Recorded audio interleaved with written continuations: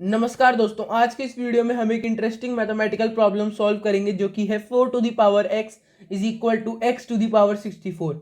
Then find x। इस problem को step by step कैसे सॉल्व करते हैं मैं आपको क्लियरली समझाऊंगा, तो वीडियो एंड तक ज़रूर देखना।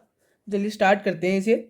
तो देखिए, हम सबसे पहले क्या करते हैं ना, हम सबसे पहले मैंने यहाँ पे लिखा जो हमारे पास इक्वेशन है ना, हम एक बार उसे दोबारा लिखते हैं। अब हमने लिखने के बाद हमारे दिमाग में थॉट आना चाहिए कि जो ये है ना, इसमें हमें वेरिएबल्स को एक साइड रखना है और कांस्टेंट्स को एक साइड रखना है। क्योंकि जब हम ऐसा करेंगे ना, तो हमारी इक्वेशन सॉल्व करना आसान हो जाएगी। और हमें सबसे इंपॉर्टेंट बात, पावर्स में से एक्स हटा देते हो। अब हम पावर्स में से एक्स हटाने के लिए हम क्या कर सकते हैं, देखिए यहाँ पे पावर में एक्स है, 4 की पावर एक्स। तो हम एक्स को हटाने के लिए क्या कर सकते हैं ना, 1/x से दोनों साइड स्क्वायरिंग कर सकते हैं, मतलब 1/x दोनों साइड लगा सकते हैं। तो देखिए कैसे, यहाँ पे भी 1/x पावर में लगा सकते हैं और इसकी भी पावर में 1/x लगा सकते हैं, क्योंकि दोनों तरफ करना पड़ेगा हमें ये। अगर हम एक तरफ करते हैं तो तभी हमारी इक्वेशन सही रहेगी, वरना इक्वेशन गड़बड़ा जाएगी। तो हम देखें तो यहाँ पे हमने 4 ही बचेगा, क्योंकि x से x कट जाएगा, is equal to x to the power 64/x बचेगा। अब हमारे पास एक साइड हमारा कांस्टेंट है, तो अब हम क्या कर सकते हैं ना, हमको है ना एक तरफ पूरे वेरिएबल एक तरफ पूरे कांस्टेंट्स चाहिए थे। तो हम यहाँ पे क्या करेंगे, हमें ये राइट हैंड साइड पे देखिए 64/x आ रहा है पावर में। हमको यहाँ से 64 हटाना है। 64 हटा देंगे तो यहाँ पे पूरे में, ये राइट हैंड साइड में पूरे में वही बचेगा, क्या कहते हैं उसे, पूरे वेरिएबल बचेंगे।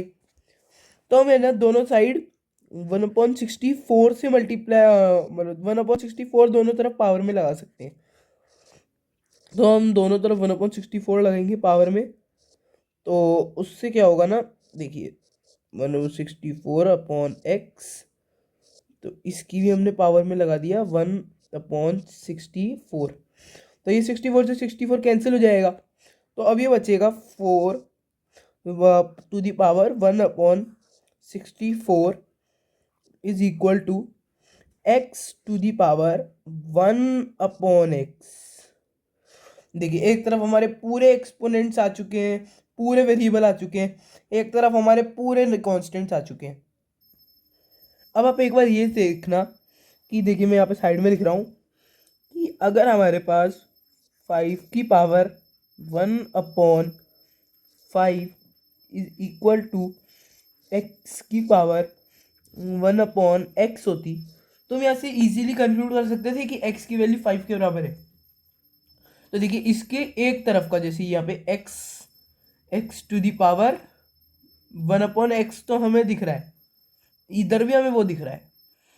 तो क्या अगर हम 4 टू दी पावर 1/64 को इस फॉर्म में ले आए, 5 टू दी, मतलब दोनों तरफ सेम हो, तो हम इजीली कंक्लूड कर पाएंगे x की वैल्यू। तो अब हमें कुछ भी नहीं करना है, बस हमें इसी फॉर्म में लाना है इस पूरी एक्सप्रेशन को। तो हम 4 टू द पावर 1/64 को उस फॉर्म में कैसे बना सकते हैं, देखो मैं उसकी सीधे सीधे बात करूँ तो हमको क्या करना चाहिए ना, स्टार्टिंग में हमें ना दोनों तरफ पावर जो है ना, हमारी 4 की पावर 1/64, उसमें न्यूमरेटर और डिनोमिनेटर दोनों में 4 से मल्टीप्लाई कर देते हैं। इससे हमारी इक्वेशन में भी कुछ फर्क नहीं पड़ेगा, तो हम ये कर देते हैं। तो 1 × 4 और 64 × 4, ये हो जाएगा। नीचे लिखता हूँ 4 to the power 4/256 is equal to x to the power 1/x। अब हम है ना यहाँ पे देख सकते हैं कि 4 की पावर 4 इंटू 1/256 भी हम कह सकते हैं ना। और अगर आपको ये वाला लॉ पता हो कि if a to the power m to the power n, तो ये हो जाता है a to the power m n के। जब ये इसके बराबर है तो हम ये भी तो कंक्लूड कर सकते हैं ना कि a to the power m n is equal to a to the power m n। हम यही करेंगे यहाँ पे। अब देखना मैं दिखाऊं कैसे। तो अब हम करेंगे ना यहाँ पे, इसे हम लिखेंगे 4 टू दी पावर 4 मल्टीप्लाई 1/256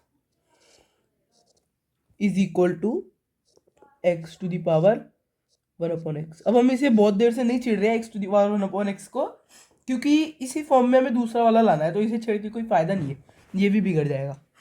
तो अब हम इसे सॉल्व करें तो ये हो जाएगा 4 to the power 4 raise to the power 1/256 is equal to x to the power 1/x। ठीक है ना। तो अब हम यहाँ पे क्या कर सकते हैं ना कि 4 टू द पावर 4 कितनी होती है, 256।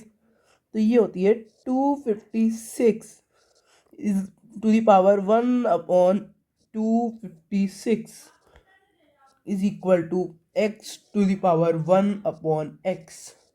तो हम यहाँ से इजीली कंक्लूड कर लेंगे कि x की वैल्यू हो जाएगी 256। ऐसे ही और शॉर्ट प्रॉब्लम्स, शॉर्ट ट्रिक्स वगैरह सीखने के लिए मेरे चैनल को फॉलो ज़रूर करें, क्योंकि हम आगे भी ऐसे ही क्वेश्चन वगैरह लाते रहेंगे। So like share subscribe, bye.